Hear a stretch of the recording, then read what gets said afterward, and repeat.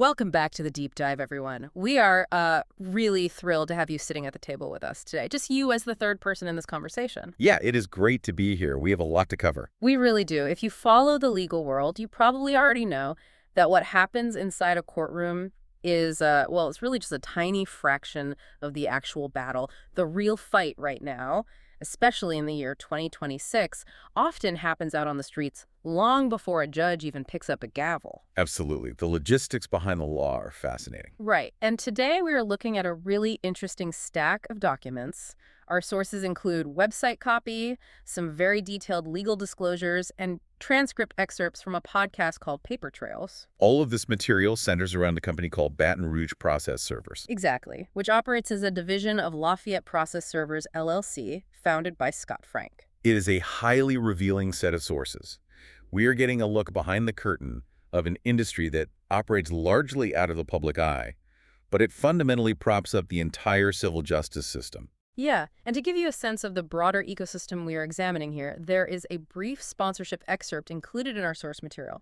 Scott Frank's podcast features a spot for a company named 337 Media. Right. They handle local SEO and website building for Acadiana brands. Exactly, and it just highlights how this niche legal logistics machine feeds right into the broader local Louisiana business economy. It really shows a highly interconnected professional network supporting these operations. So our mission for you today is to explore how the seemingly mundane act of delivering legal papers has evolved. I mean, the marketing copy in these sources is intense. It is very intense. They use terms like high-velocity execution and tactical pivots. Yeah. But stripped of the dramatic branding, what we are really looking at is a case study of how law firms in Baton Rouge, Louisiana, are forced to operate in 2026. Because serving papers is no longer just, knocking on a door. It has become an incredibly complex logistical science. It has entirely become a science. To frame our theme for this deep dive, the legal system relies on two non-negotiable pillars: strict timelines and verifiable proof. Right. If an attorney fails on either front, they do not have a case. What we are exploring today is the high-pressure intersection where physical, boots-on-the-ground logistics collide with modern digital verification. Okay, let's unpack this, because we have to start with a massive procedural shift that hit the local legal community recently. According to the sources, on January 1st, 2026, Louisiana implemented Act 352. Yes, a very significant piece of legislation. And this act created what the documents refer to as the 4.15 p.m. crisis. I want to set the scene for you here. Please do. The 19th Judicial District Court, the 19th JDC, and the East Baton Rouge Clerk of Court are located at 222 St. Louis Street.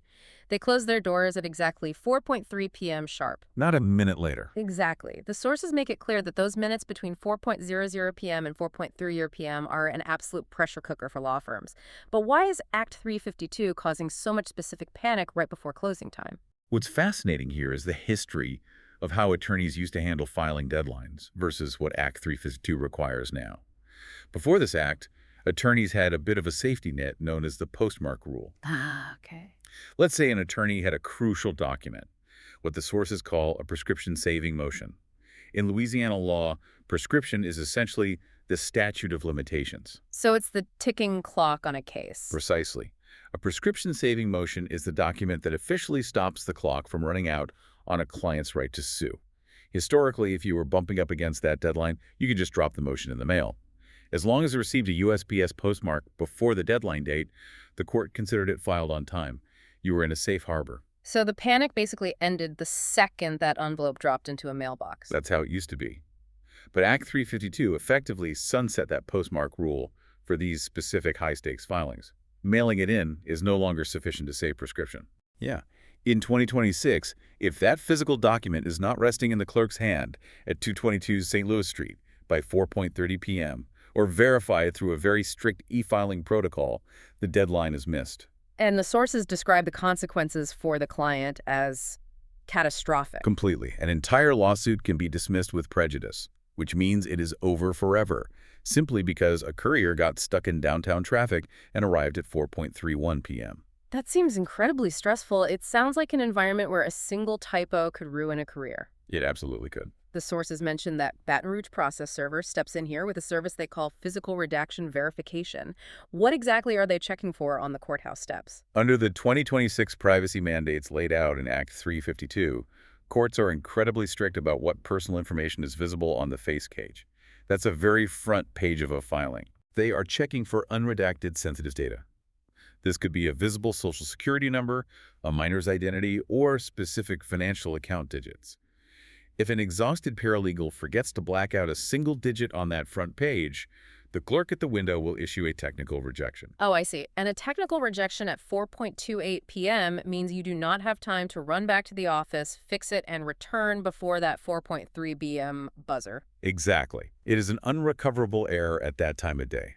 Having a trained process server physically reviewing the face page for statutory compliance right before handing it to the clerk is a crucial risk mitigation strategy. The sources also detail the second part of their strategy for this deadline, which they call the zero-gap filing. Yes, this is brilliant logistics. Once the document is accepted by the clerk, how do they communicate that success back to an attorney who's likely, sweating back at the law firm? They eliminate the waiting period entirely. Instead of the attorney waiting for a phone call or an end-of-day courier report, the process server's team immediately snaps a photo of the filed timestamped document. Right there at the window. Right there. And they email this directly to the attorney before the server even walks out of the courthouse parking lot. There is zero gap between the moment of filing and the attorney receiving visual confirmation that their client's case is safe. So it's about buying peace of mind in real time. Exactly. But let's shift gears a little bit, because getting a willing clerk to accept a document is only half of the logistical battle in civil litigation. It is a completely different nightmare to hand a legal summons to a defendant who actively does not want to be found. That is a whole other level of difficulty. Right. Standard procedure usually involves relying on the local sheriff's office to serve the papers. But the sources note that in East Baton Rouge Parish, the sheriff's office has a massive workload and is often backed up. If the standard sheriff's 10-day rotation isn't fast enough, how do law firms bypass that waiting period without violating procedural rules? They utilize a specific procedural remedy found in the Louisiana Code of Civil Procedure, specifically Article 1293. Okay, Article 1293. Yes. CCP Article 1293 states that if the sheriff has not perfected service within 10 days of the filing, the attorney then has the right to move the court for the appointment of a private process server.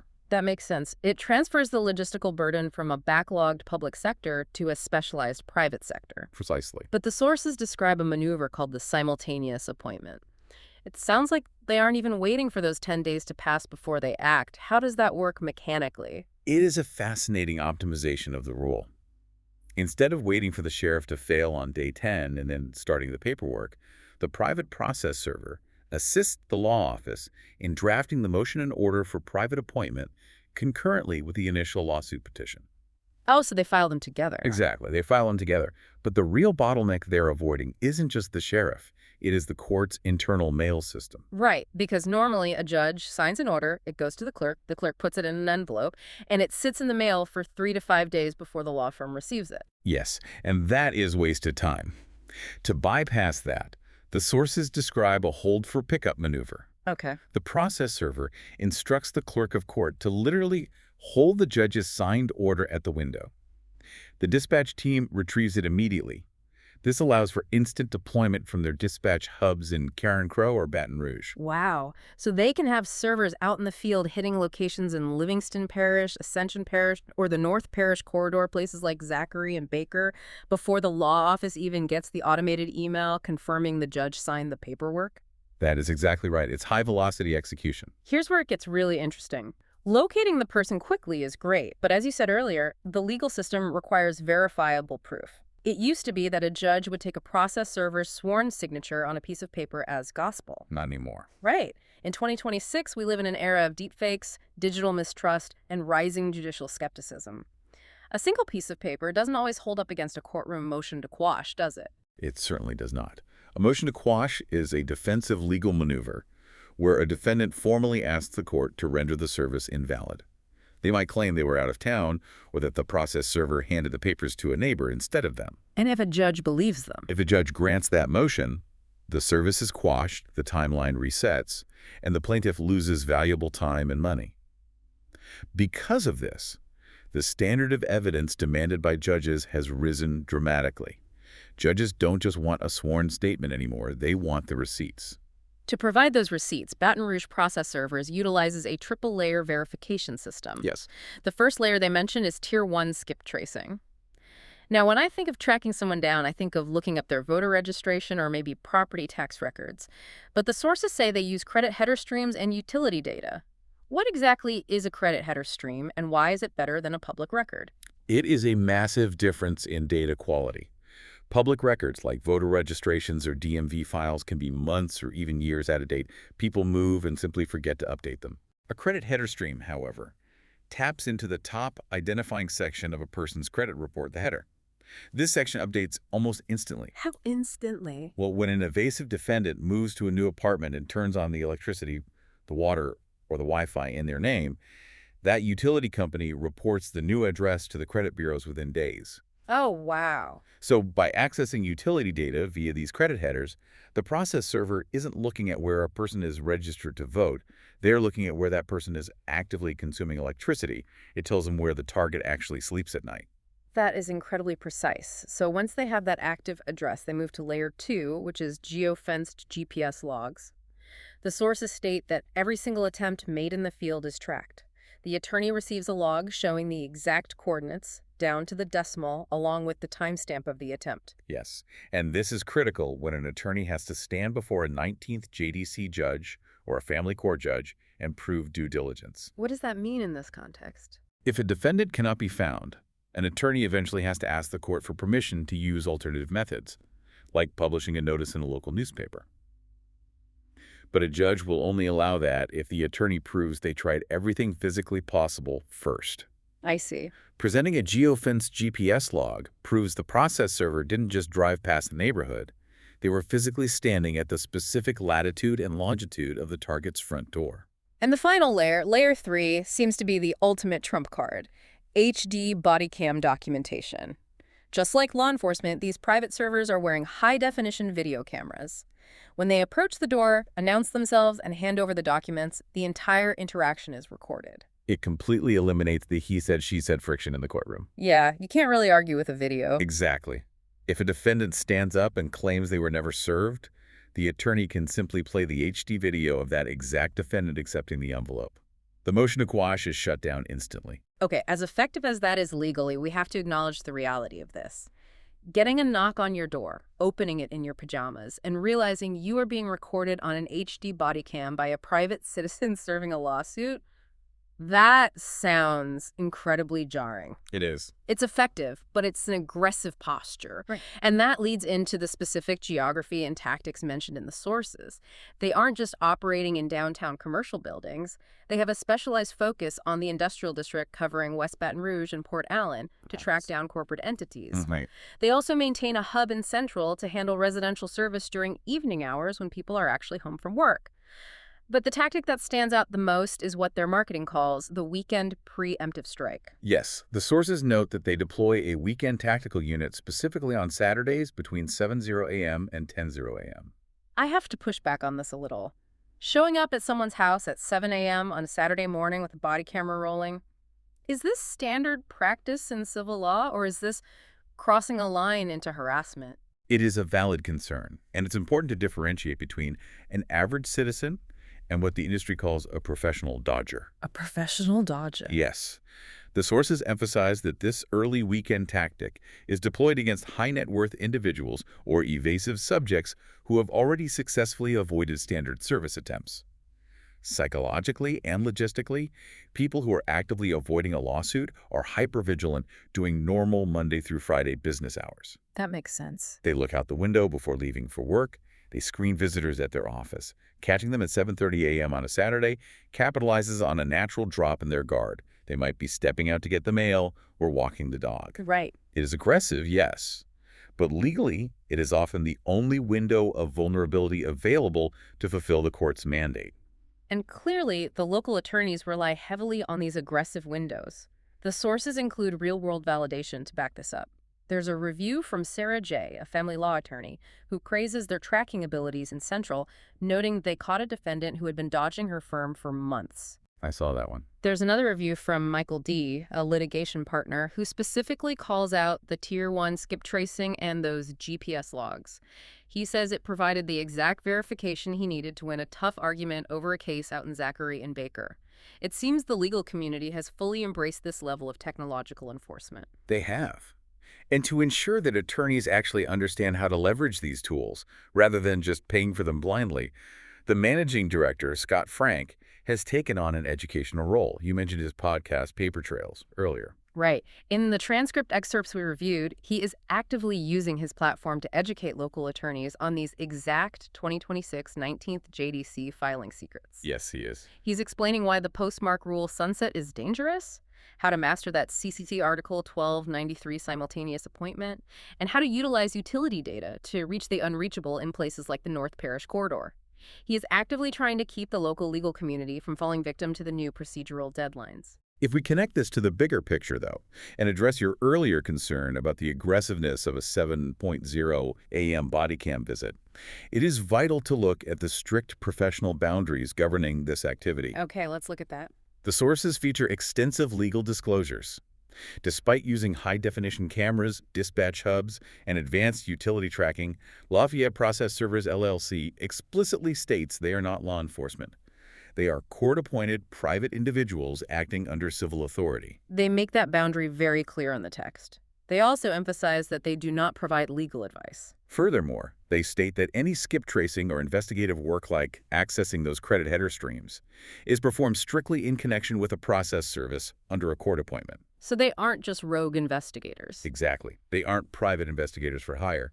A civilian cannot just pay them to track an ex-spouse using utility data. The tools are used exclusively to fulfill a judge's mandate. That is a crucial distinction that separates a legal logistics firm from a surveillance operation. And they back up that professionalism with a massive list of credentials. This isn't a fly-by-night operation. Not at all. They highlight an A-plus rating with the Better Business Bureau.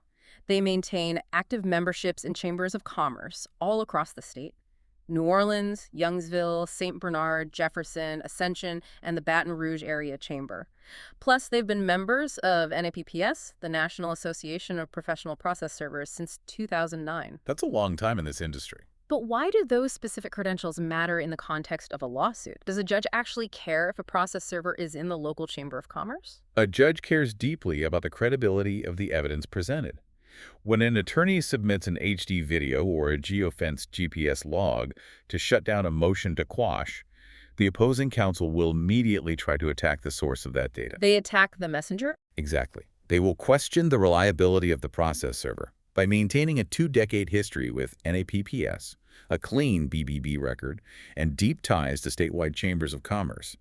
The organization presents itself as highly vetted and ethically bound to national standards. I see. Those credentials insulate the digital evidence from attacks regarding tampering or unprofessional conduct. It grounds their high-tech operations in established professional reality. So what does this all mean for you, our listener? I think the big takeaway here is that our justice system isn't just about grand speeches and quiet courtrooms.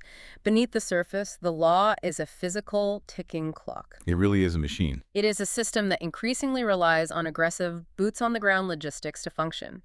It relies on accessing utility data to find where someone sleeps, using high-definition body cams to capture the moment of truth, and, perhaps most stressfully for the attorneys in Baton Rouge in 2026, it relies on beating that unforgiving 4:30 p.m. buzzer at 222 St. Louis Street. The law only works if the paperwork physically gets to where it needs to be on time with undeniable proof. This raises an important question, though, one that extends far beyond the procedural rules of the 19th JDC, or the sunsetting of the postmark rule. What's that? As our legal system's fundamental concept of due process becomes permanently intertwined with this hyper-accurate technology, geofenced coordinates down to the decimal, real-time credit header streams, and high-definition video documentation at our front doors. How will the very concept of maintaining privacy change for the average citizen in the years following 2026? That is a heavy thought. When the courts demand absolute verifiable truth of our physical locations to ensure fairness, the shadows where one can simply choose to be left alone shrink to almost nothing. That is a fascinating thought to leave you with today. The digital footprints we leave to live our modern lives, turning on the lights, connecting to Wi-Fi, are becoming the exact paths the legal system uses to find us. We want to warmly thank you for joining us on this deep dive into the source material. It has been incredibly eye-opening exploring this hidden world of legal logistics with you. Keep questioning the hidden operations of the world around you, and we will catch you on the next deep dive.